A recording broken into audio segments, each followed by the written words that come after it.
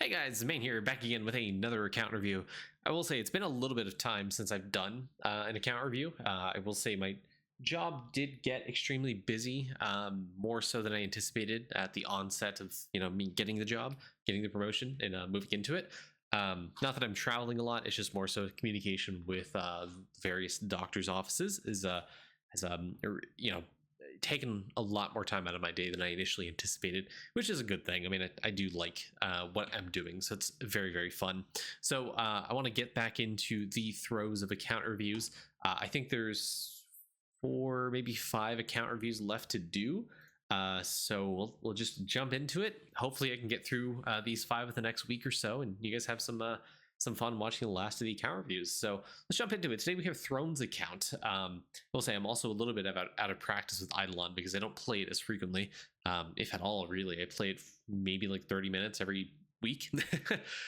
So I still have a grasp of what to suggest, and as far as I know, there's been no updates since I guess the event. So yeah, obviously, I guess first thing to call out is statues. I see you haven't gotten all of them to Zenith yet. I was going to say Spelunking to Zenith yet, and the coral statue you don't have yet at Onyx. So what's the best way to go about these statues? A few of them are obviously like some crystal mob farming. So the EXP statue, Cauldron, and Thickskin, these are all World 2 crystal mob specific. Then you have some that are World 3 mob specific as opposed to crystal mobs. So you have like Box statue, Two Soul, and Seesaw. So I can't remember the exact mob drop table that comes from, but I remember Quenchy is one of these, cryo snakes, and sheepies or Surstashes. I can't remember, but you can just candy them. You have about 4,000 hours of candy. This should be very easily doable depending on your drop rate and AFK gains, which if you've been in World 7 for a little bit, it's probably fairly doable for you. But again, the main reason why you want to do you have like 400, this is very easily zenithable. If you have, the reason you want to get these to Zenith, because Zenith statues do have an increased deposit rate. So once you get all your statues to Zenith, you'll get a higher deposit value on your statues. That means you can go back and farm things like Dragon Warrior statue, Divinity statue, Mining Power statue, Lumber Bob, all this stuff to really help increase your character power, right? So, Dragon Warrior statue is obviously the most immediate, important one to try to do because it affects every statue. So it's really, really good. So that's a good first one to do. You should also go back to World 4, farm out the Pecunia statue, Egg, and Mutton. This is at Clammy's, doing DK crystal farming because all these statues drop in the crystal mob, and Clammy's is generally the best for World 4 to crystal farm. World 6, Mini Chief Spirits for the Essence statue. World 7, this is at the very last map, the Coral Cave Guardians, at least as of right now. That's the last map until this update, which might happen after this video goes live because I'm recording on Thursday, the week before this goes up.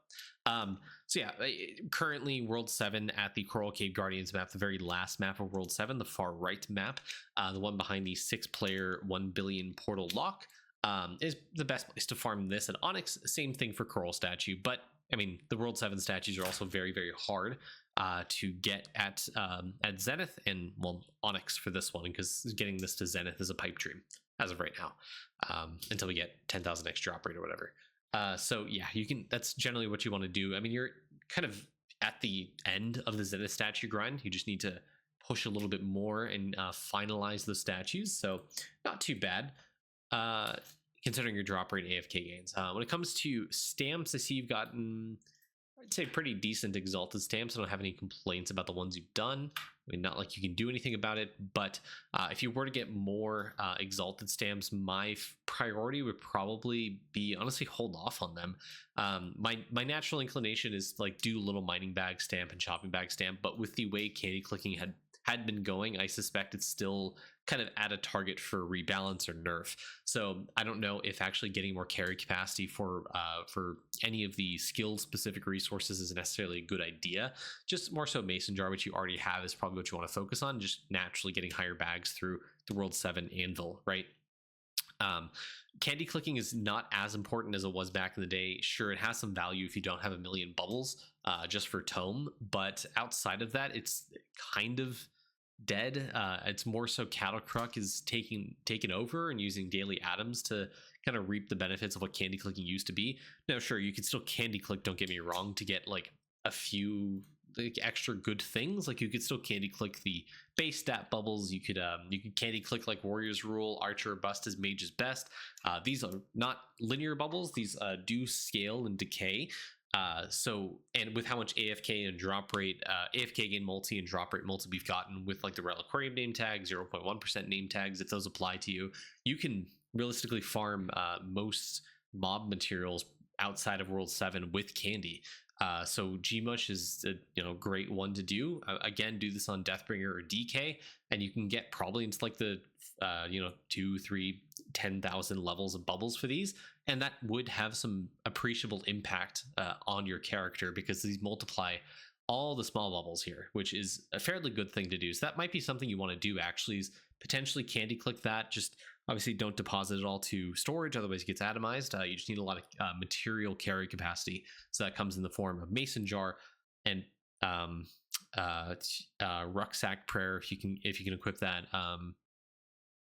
World 7 Anvil for like materials, that stuff. So you can fairly decently get these bubbles to a high level and actually gain some pretty useful things out of them. Moving on from that, I want to take a look at your vials. Okay, so you have some critter vials, not yet at 13. You have some monster vials, monster material vials from World 7, not yet at 13. Then you have the soul vial here, the last one here, not yet at 13. So first one I'd probably want you to tackle is the mob vials, getting the honker vial to level 13 first. So base critter per trap obviously means you get more critters. So you want to try to prioritize that. The other way you can get that is with the crop scientist pencil in World 6 for farming. So finding more crops if you don't have 280, which you do, that would also help you with that because it gives you base critters. Upgrading the Deathbringer Grimoire allows you, or one of them gives you like crop scientist, spirit crop research, gives you higher bonuses from crop scientist. So it'll help you get more base pets as well. Really, really good. You also can do shiny pet farming with Windwalker active. It's a V-Man enhancement that allows you to active shiny pet farm. There's 2 shiny pets in particular that give you base critters. They are, can't remember, Walking Stick and Octodar. So you can level these up, and these give you a bunch of base critters. These not only give you obviously additional critters when you collect traps, but they also give you base EXP. So it kind of multiplies every EXP multi that you get. So if you want to level up your characters in trapping, that's a great way to do so. So that's my recommendation there. And then once you get Goosey Glug at level 13, do a retrap, obviously, for bunnies. And then I think that's all the critters you have. And then you can just focus on EXP snapshotting under V-Man. So do V-Man, Maestro Transfusion, Turtles on pretty much all characters, Nature Traps for 20 hours, and that's basically all you want to do.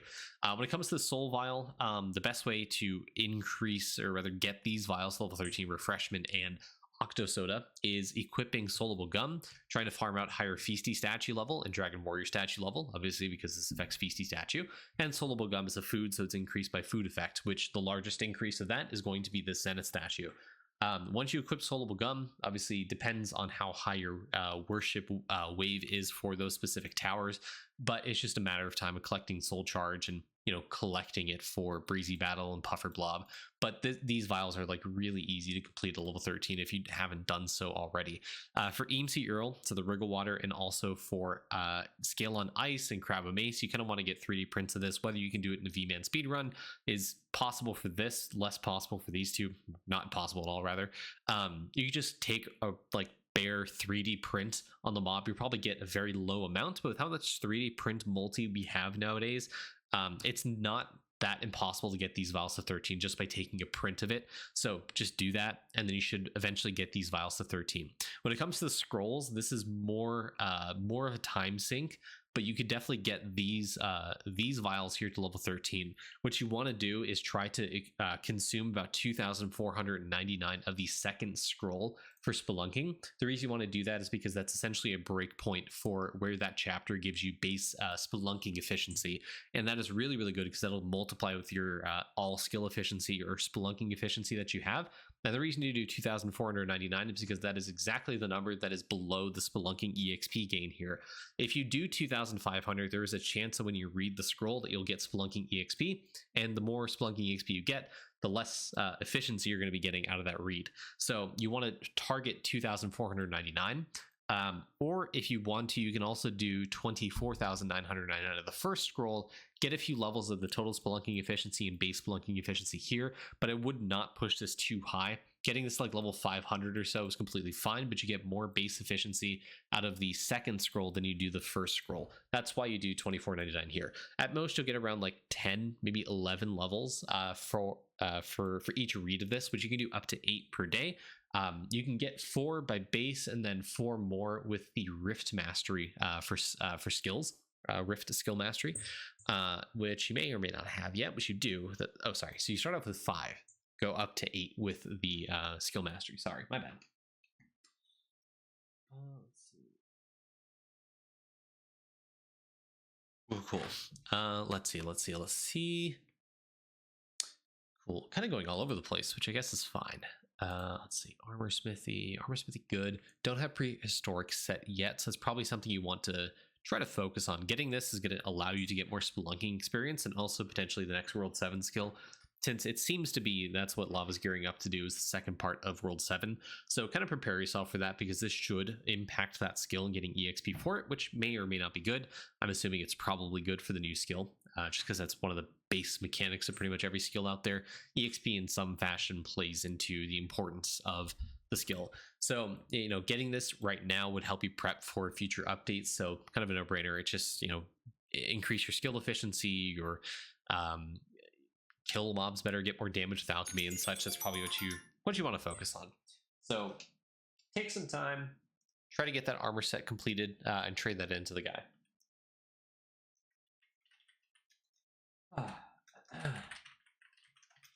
Sorry about that.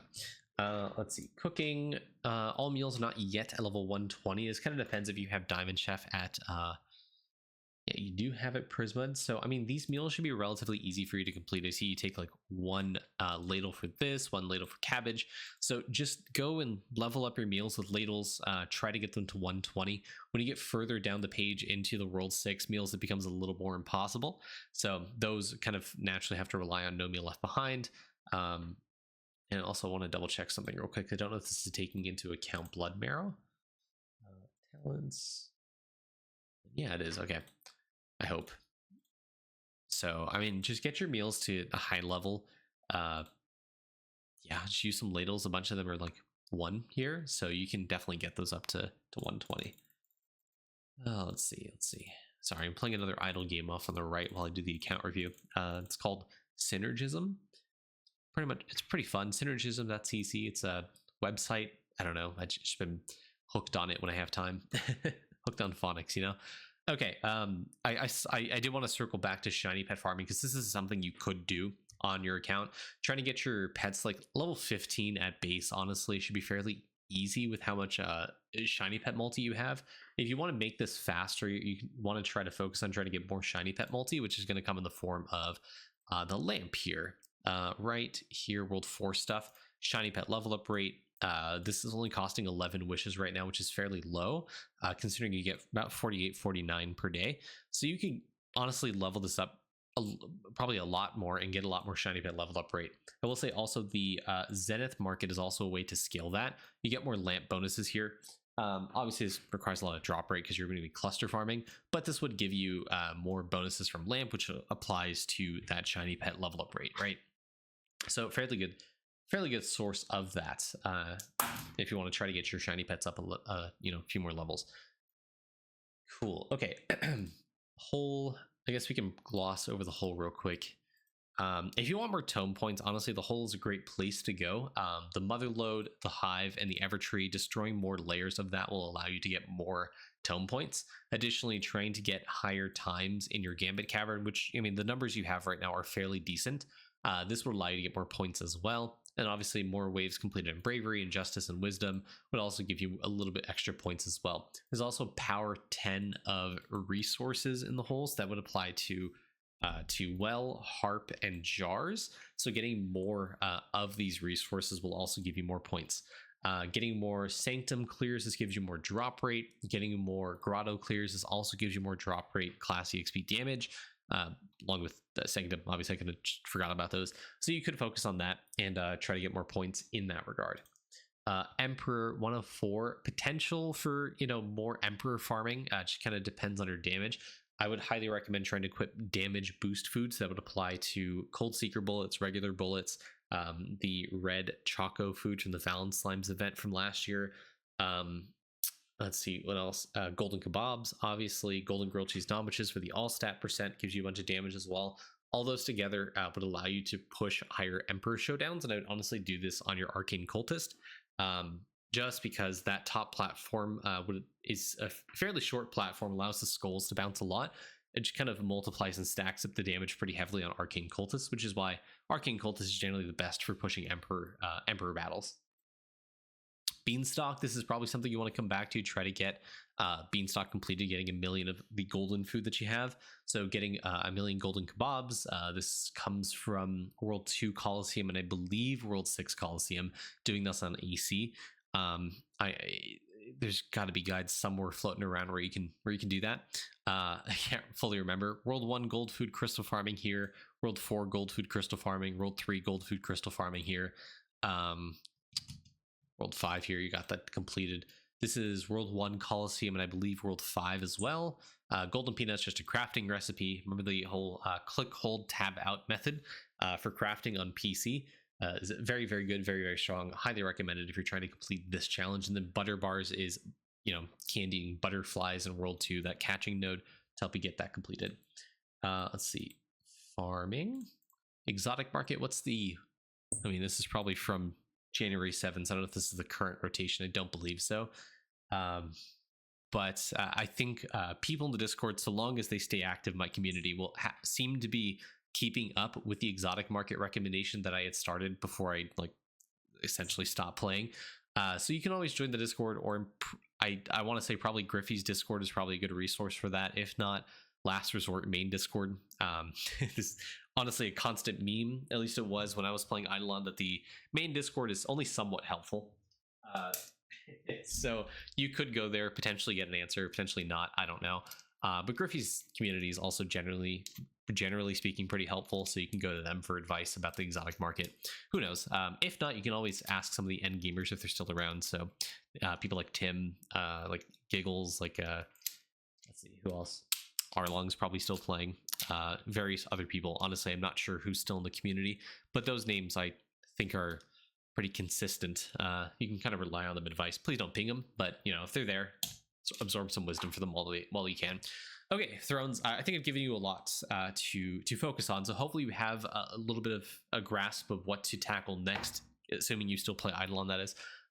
If you have any questions, obviously leave them in the comments. I still try to respond to comments, or at least I do read them, and when I can, I try to respond to them. So any questions, feel free to ask in the comments. Again, I don't have too much time, but I'm happy to respond while I still can. So thank you guys for watching. Have a great day. Bye-bye.